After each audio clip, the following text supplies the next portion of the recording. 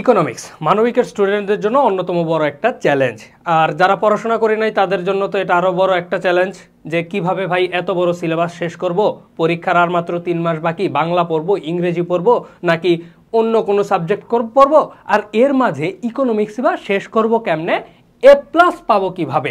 ইকোনমিক্সের এ plus পাওয়াটা নিয়ে সবচেয়ে বেশি চিন্তায় থাকতে হয়, কেননা এই সাবজেক্টটাই মানবিকের অন্যান্য যে সাবজেক্টগুলো রয়েছে সেটার চেয়ে একটু আলাদা হয়। কারণ এটার মধ্যে আমরা ম্যাথ দেখতে পাই, গ্রাফ দেখতে পাই, থিওরিটিক্যাল অনেক বিষয়বস্তু দেখতে পাই, যে কারণে কেউ ভয়ে বা কেউ হচ্ছে কি ফাঁকিবাজির কারণে এটা পড়া থেকে একেবারেই দূরে থাকি। কিন্তু পরীক্ষার শেষ সময়ে বা পরীক্ষা যখন চলে আসবে এই মুহূর্তে তো আমাকে সব কিছুই পড়তে হবে, তখন এই ইকোনমিক্স দেখে পড়াশোনার প্রতি আগ্রহ আরও চলে যায়। তো এই যে এই আগ্রহ চলে যাওয়া বা ভয় পাওয়া, এই ভয় পাওয়াকে কাটিয়ে উঠে 3 মাসের মধ্যে তুমি কিভাবে অন্যান্য বিষয়গুলোর পাশাপাশি ইকোনমিক্স পড়তে পারো এবং এ প্লাস নিশ্চিত করতে পারো এইচএসসিতে ইকোনমিক্সে।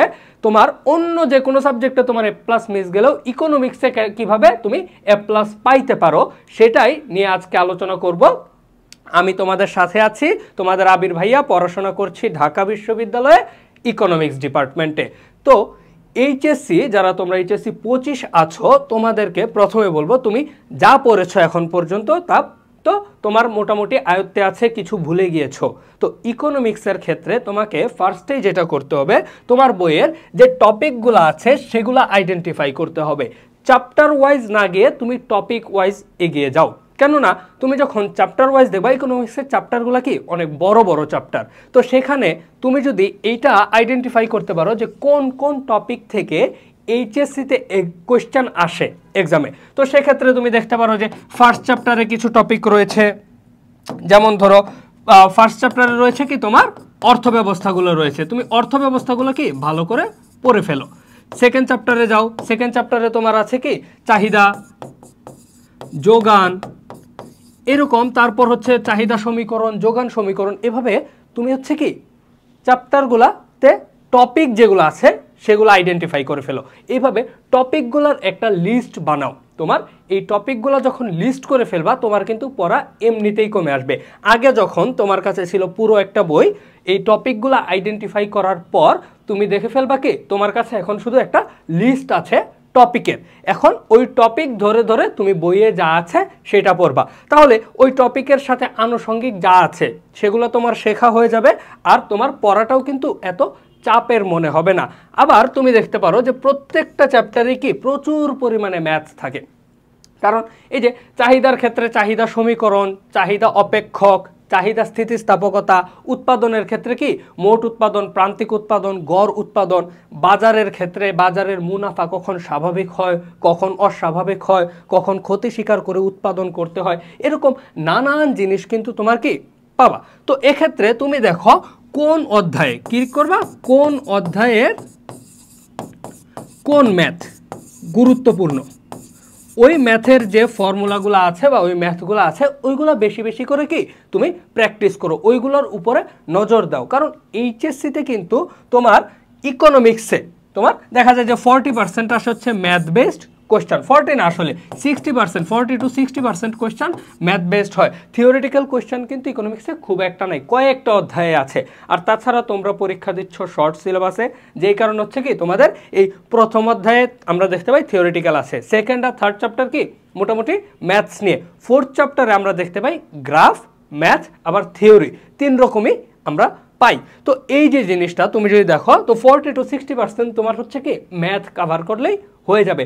এরপর তুমি যখন ম্যাথ কভার করে ফেলেছ তোমাকে জানতে হবে কি গ্রাফ আঁকা, কারণ ইকোনমিক্সে তুমি যখন গ্রাফ আঁকতেছো বা গ্রাফটা ব্যাখ্যা করতেছো একে, তখন কিন্তু তোমার মার্কস পাওয়ার চান্সেস অনেক বেশি হয়ে যায়। যেমন ধরো তোমার আসলো যে পরীক্ষায় এরকম অসংখ্য কোয়েশ্চেন আমরা দেখতে পাই যে বাজারে কোন পর্যায়ে হচ্ছে কি সে ক্ষতি স্বীকার করে উৎপাদন করবে, এই ধরনের প্রশ্ন যদি আসে মার্কেটে, সেই ক্ষেত্রে তুমি যদি হচ্ছে কি গ্রাফটা দিয়ে দিতে পারো, তোমাকে করতে হবে কি যে কোনো ক্ষেত্রেই তুমি গ্রাফ আঁকবা, কোয়েশ্চেন আনসার করার ক্ষেত্রে গ্রাফ আঁকবা। তো তুমি দেখো তোমার বইয়ে কোন কোন গ্রাফগুলা রয়েছে, সেই গ্রাফগুলা সম্পর্কে একটা ভালো ধারণা নাও, সেগুলা প্র্যাকটিস করো, তোমার দেখা যাবে কি অর্ধেক প্রেশার এখানেই কমে আসবে।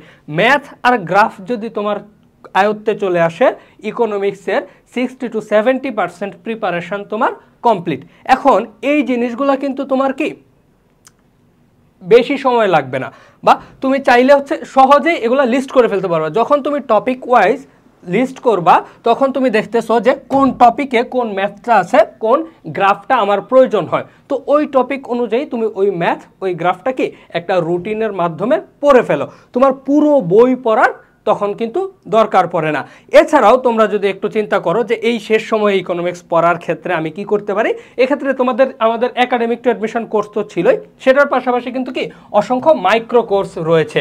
তো এই মাইক্রো কোর্স যেগুলো আছে সেগুলো যদি তুমি নাও, এই মাইক্রো কোর্সগুলোতে তুমি পাবা কি, তুমি বইয়ের যাবতীয় যে ক্লাস আছে সেটা তো পাবাই, আমরা তোমাকে টপিক ধরে ধরে ম্যাথ গ্রাফ সবই দেখায় দিচ্ছি। এছাড়াও তুমি আরেকটা জিনিস পাবা যেটা হচ্ছে কি দাগানো বই। এখন দাগানো বই কেন গুরুত্বপূর্ণ, যখন তুমি নিজে পড়তে যাবা তোমাকে কিন্তু কি বইয়ের সব কিছু কিন্তু গুরুত্বপূর্ণ থাকে না, তোমাকে কিছু ধারণা দেওয়ার জন্য অনেক কিছু লেখা থাকে, কিন্তু পরীক্ষায় এখন শেষ সময়ে তো তোমার পুরো বই পড়লে হচ্ছে না, তোমার কিন্তু দরকার পড়বে যে এমসিকিউ কোত্থেকে আসবে, আমি এমসিকিউ কেমনে আনসার করব। সেই ক্ষেত্রে দাগানো বই কিন্তু খুব বড় একটা অ্যাসেট হইতে পারে। তো আমরা তোমাদেরকে যে ক্লাস করাচ্ছি বা হচ্ছে দাগানো বই দিচ্ছি, এগুলোর জন্য তো কি তোমরা এই মাইক্রো কোর্সগুলো কিনতে পারো শেষ সময় মাত্র 199 টাকা, তার উপরে আবার ডিসকাউন্ট চলতে থাকে। তো সেক্ষেত্রে তুমি 199 টাকায় একটা কোর্স কিনে নিলা, ইকোনমিক্স কোর্সটা কিনে নিলা, সেটার ক্লাস দেখলা, সেখান থেকে তুমি হচ্ছে কি দাগানো বইয়ের পিডিএফ পাবা, দাগানো বই পড়লা, তোমার এমসিকিউ কভার হয়ে যাবে। টপিক বা ম্যাথ যেটা বুঝতে পারতেছো না, গ্রাফ যেটা তোমার বুঝতে অসুবিধা হচ্ছে, সেটা আমরা কভার করে দিচ্ছি। ক্লাস দেখে তুমি কি মুহূর্তের মধ্যেই টপিকটা সম্পর্কে, ম্যাথ সম্পর্কে, ক্লাস সম্পর্কে, কি গ্রাফ সম্পর্কে আর চ্যাপ্টার সম্পর্কে একটা ভালো ধারণা কিন্তু তুমি পেয়ে যেতে পারো। তাহলে এক্ষেত্রে শেষ সময় আসলে আমাদের ফুল কোর্সের চাইতে আমি বলবো কি মাইক্রো কোর্সগুলো খুবই গুরুত্বপূর্ণ। এই মাইক্রো কোর্সগুলোতে তুমি তোমার প্রয়োজন অনুযায়ী, তুমি তোমার সাইকোলজি আছে তুমি সাইকোলজি কোর্স নিলা, ইকোনমিক্স আছে ইকোনমিক্স নিলা, সিভিক্স দরকার সিভিক্স নিলা, বাংলা দরকার বাংলা নিলা, ইংরেজি দরকার ইংরেজি নিলা, তোমার যেটা প্রয়োজন সেই কোর্সটা কিনে সেটার ক্লাসগুলো দেখো, যেই টপিকগুলোতে সমস্যা chapter wise topic wise class ভাগ করা আছে, লেকচারগুলো একটু দেখো, তারপর দাগানো বইটা দেখো, দেখে এমসিকিউ সম্পর্কে একটা ধারণা নাও, প্র্যাকটিস করো, তাহলে কিন্তু তোমার মোটামুটি একটা কি প্রিপারেশনটা গোছানো হয়ে যায়। এখন আসি আমি পরবর্তী যেটা কথা বলছিলাম চ্যাপ্টার্স নিয়ে। দেখো চ্যাপ্টারগুলো তুমি যদি চিন্তা করো, তোমার একটা শর্ট সিলেবাস আছে, তাহলে তোমাকে আইডেন্টিফাই করতে হবে যে কোন চ্যাপ্টার থেকে